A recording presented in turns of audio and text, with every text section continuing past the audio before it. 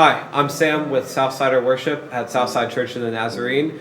And today I want to do the first video of many of drum kit rundown.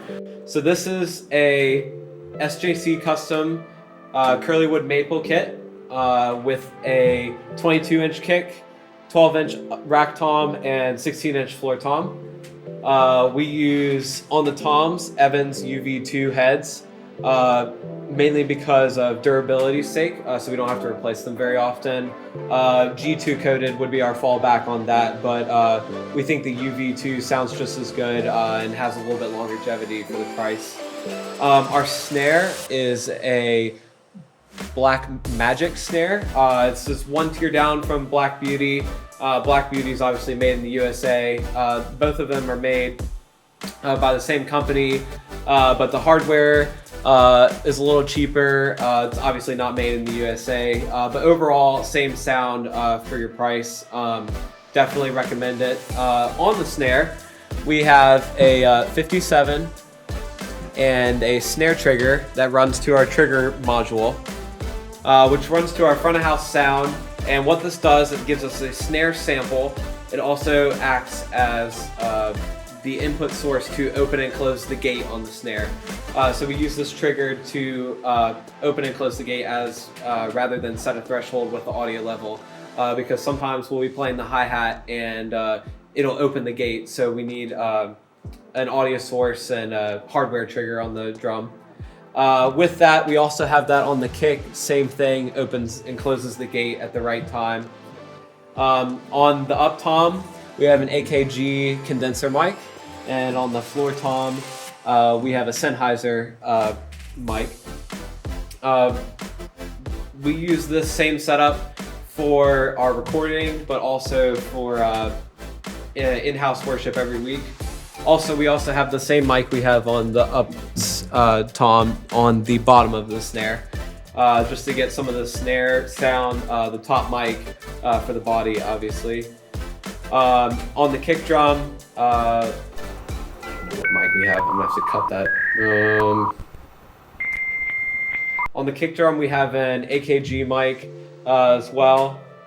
And for our hardware, we have a Tama hi-hat stand, and everything else is DW. Next, I want to talk about our cymbals. This is 18-inch Istanbul dark hi-hats. Gives a really nice worship vibe. When you hit it, you can crash it open like you would the crash cymbals. It's not ear piercing. With the lead singer's vocal mic, it doesn't cut through very harsh, so we can get a lot of gain before feedback on the lead singer's mic. Next, our first crash is a 22-inch Heartbeat Jazz crash. These were handcrafted in Turkey, shipped in. The other crash that we have is a 22-inch Dream cymbal crash. This is more like the Heartbeat Epic line.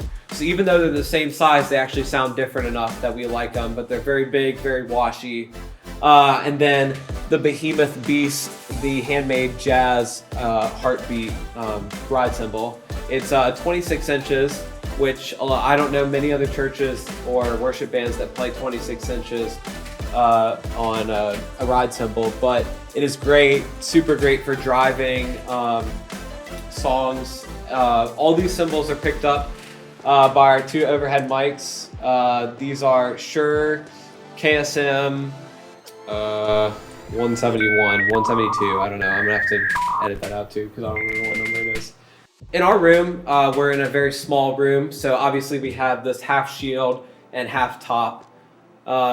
The only reason we do that is just to keep the harshness out of the singer's mics. It doesn't do much for dampening in the room, but it does just enough that our front of house operators are able to bring up kick, snare, some of the toms, but leave the overheads low, because we get a lot of that sound from the natural room mics and also from the lead vocalist, so that when we get to online mixing and post-production, we can either bring back in the overheads if we need to, or merely just use them for the other instrumentalists' in-ears. So we can really tailor our mix for each individual person on stage. A lot of it, we just give ourselves all the options we can, because we never know when we might have to post-produce a song for YouTube, post-produce a song for a record. So giving us all the options all the time, if you have the budget for it, is a great way to do that. Whether you use every single mic on every drum or all the triggers on all the drums. Traveling with this kit, I think is a very great kit to travel with. I really like the maple sound of the toms, especially the floor tom. And it just really works all around as a versatile kit for any worship song you might want to do.